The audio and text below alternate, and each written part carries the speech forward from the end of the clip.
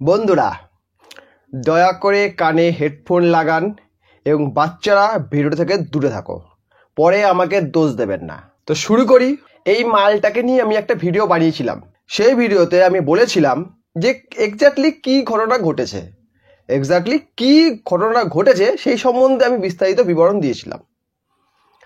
পরে জানতে পারলাম এ মালটা একটি রোগের আতুরঘর। এ মালটা নাকি মেডিকেল ভিসা নিয়ে ভারতে এন্ট্রি করেছিল, মেডিকেল ভিসা নিয়ে এখানে এসেছিল। শালা কুত্তার বাচ্চা, হারামির বাচ্চা বেটা, যদি ভিডিওটা দেখিস তো কান খুলে শোন। তোদের মতো ইতরকে মেরে চামচিকে বানানো উচিত। শালা বাঞ্চো, তুই মেডিকেল ভিসা নিয়ে এসছিস, পকেটে টাকা নেই, মুম্বাই অথবা দিল্লির যে কোনো মন্দিরে গিয়ে বলতি ঈশ্বরের নামে দাও, তাও যদি বলতে লজ্জা লাগতো, বলতে আল্লাহকে নাম পে দে দে, কুছ তো মিলতা, কিছু তো পেতি, ওটা দিয়ে যে কোনো জায়গায় চিকিৎসা করাতি। এ মালটা শরীরে নাকি যক্ষা আছে, মানে যত রোগ হয় এর মধ্যে সব আছে। তো যক্ষা রুগী যদি পাশে থাকে, সে যখন কাশবে তার থেকে জীবাণু বেরোবে, সেটা অন্য ব্যক্তির গায়ে ছড়িয়ে পড়বে। তো এই বালটা যে স্টেডিয়ামে গিয়ে চেঁচামেচি করছিল, খেলা দেখছিল, এর ওপর ইচ্ছাকৃতভাবে মার্ডারের মামলা করা উচিত। কারণ এ জেনে শুনে মানুষের মধ্যে রোগ জীবাণু ছড়াচ্ছে, এর জন্য অন্য মানুষ বিপদে পড়ছে। এইরকম ধরনের কুত্তার বাচ্চাকে দেশ থেকে নয়, পৃথিবী থেকে বহিষ্কার করা উচিত। শুনছি বিসিসিআই নাকি এ বেটাকে 5 বছরের জন্য ভারতে এন্ট্রি করা ব্যান করে দিয়েছে। আমি বলবো লাইফ টাইমে যেন করে দাও, এই যেন কোনোদিন ভারতমুখী হতেই না পারে। ভারতের ভিসা দূরের কথা, এই যেন ভারতের নামও না নেয়। না, তা কী করে হয়? ভারতের নাম যদি না নেয়, এ তো পেটের ভাতই চলবে না। কিছু নয়, কিছু লোক বলছিল না ভারতের ইউটিউবাররা বেঁচে আছে বাংলাদেশিদের জন্য। তো এখন তো আমরা দেখতেই পাচ্ছি যে কে কার জন্য বেঁচে আছে। সারা কুত্তার বাচ্চার দল, সে নিজে থেকে খেতে পায় না, চিকিৎসা পায় না। আমার এদেশে কারো যক্ষা বা টিবি হলে সে কিন্তু সঠিক চিকিৎসা পায় এবং তাকে সুস্থ করে তোলা হয় বিনামূল্যে।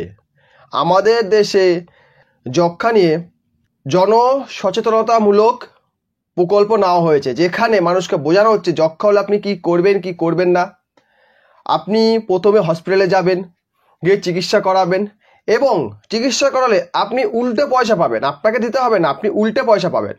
আর এদের দেশে যক্ষা হোক কি ক্যান্সার হোক, যাই হোক, দেশের হাতে পয়সা নাই, দেশ ধার দিতে পারতাছে না, এ পয়সা পায়, সে পয়সা পায়, ও পয়সা পায়, সবাই মিলে গুতোচ্ছে। তো কোত্থেকে চিকিৎসা দেবো? তুই শালা মর। আর এ বেটা কি করেছে, আমি একা কেন মরবো, অন্যজনকে গিয়ে মারি। পাক্কা চুদির ভাই শালা। এর মতো চুদির ভাই দুদিন দূরে দেখিনি। সিরিয়াস বলছি, বাংলাদেশি বা কাংলাদেশি যারা আছো, তোমাদের মতো ফালতু জাতি, নিকৃষ্ট জাতি পৃথিবীতে নেই। এই ধরনের চিন্তা ভাবনা, শালা আমার পেটে ব্যথা, আমার পিঠে ব্যথা, আমার পদে ব্যথা, এইসব ব্যথা বলছে। ব্যথাগুলোকে কি বলছে? আমার মেরেছে, পিঠে মেরেছে, পেটে মেরেছে। আরে বাড়া, আমরা মারলে তুই বাস্তি অলা উঠা শালা। তোকে যদি কোনো ভারতীয় সমর্থকরা একটা ঘুষি মারতো, তুই তো উল্টে পড়ে গিয়ে তুই মরে যেতি। ওই যে গ্রেট খালি আছে না, খান বাবা বলে একজন আছে পাকিস্তানের, এইয়া মতকা হতকা, ঠিক আছে, সে গ্রেট খালিকে চ্যালেঞ্জ করেছিল, আমি গ্রেট খালিকে এইভাবে হারিয়ে দেবো, এইভাবে। সারা লড়তে এসে দেখ কি অবস্থা, পালানোর পথ পাচ্ছে না, এক থাপ্পড়ে একটা চর খেয়ে আর পালানোর পথ পাচ্ছে না, তো সেই অবস্থা। এখানে লোক তোকে মারলে তুই বেশি ফিরতি? তুই নাটকটা করেছিস পুরোপুরি ফ্রিতে ট্রিটমেন্ট পাওয়ার জন্য। আগে হ্যাঁ, ও জানে আমার শরীরে হাজারো রোগ আছে, চিকিৎসা করানোর পয়সা নেই, কি করব, তখন নাটক করলো কি আমাকে মেরেছে, তখন ওখানকার পুলিশ কর্মী, স্বেচ্ছাসেবী কর্মী ওকে নিয়ে হসপিটালে যায় এবং সেখানে ধরা পড়ে যে শরীরে এতগুলো রোগ রয়েছে।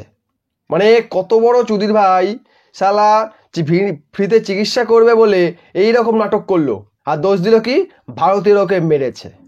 চিকিৎসা করাতে হবে বলতে পারতি, ওখানে কোনো স্বেচ্ছাসেবী সংস্থাকে বলতে পারতি, ভাই আমার যক্ষা আছে, টিবি আছে, আমাকে চিকিৎসা করানোর ব্যবস্থা করে দাও, আমি গরিব মানুষ, আমি চিকিৎসা করতে পারবো না, আমি কাংলাদেশি, আমি কাংলা, আমার ওই লঙ্কা লেবু ছাড়ার কিছু নেই, সম্বল সবটাই গেছে। আমার দেশের সরকার সব কাইরাই নিছে। আগে সরকার ছিল তবু খাইতে পাইতাম, এখন এগুলো খাইতেও পাই না।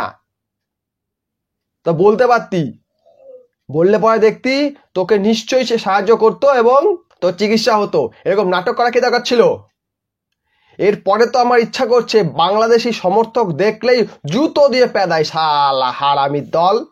ভাই ভিডিওটা দেখার পরে সত্যি বলছি এত রাগ হচ্ছিল, মনে হচ্ছিল গিয়ে আমি ওকে রাতি বলছিলা, অনেক দূরে হচ্ছে খেলাটা, ওই কারণে আমি যেতে পারলাম না, কাজের ব্যস্ততার জন্য। আমার ইচ্ছা হচ্ছিল গিয়ে মারি শালা, গিয়ে 10টা লাথি মারতে পারলে আমার মনটা শান্তি হতো।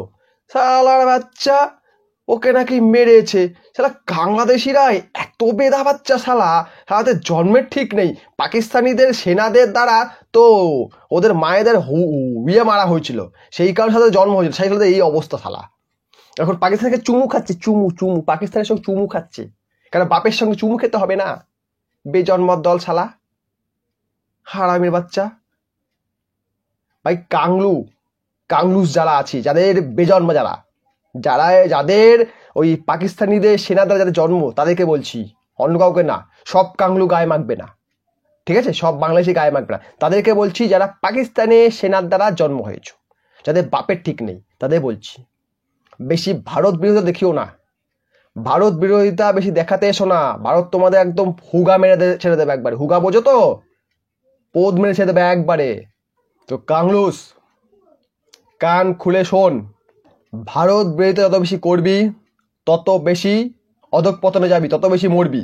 তোদেরকে বিশ্বের কোনো দেশ থুতু দিয়েও পোছে না, তোদেরকে চায়নাও ঋণ দেবে না, আমেরিকাও ঋণ দেবে না, কোনো ব্যাংক ঋণ দেবে না। আর যেগুলো দিচ্ছে সেগুলো পিছনে অনেক ঘোটালা আছে। তোদের দেশ, তোদের ওই নবনির্বাচিত সরকার তোর দেশটাকে বেঁচে ফেলছে, দেখবি যা। কারণ ভাই বলবে আমাদের মানুষের কিডনি লাংস যা আছে নিয়ে যাও, তোমার দেশে মানুষের মধ্যে লাগাও, আমার কোনো আসে যায় না, আমার টাকা হলেই হইবে। মানুষগুলো বেঁচে দেবে, কারণ এত মানুষ হবেটা কি?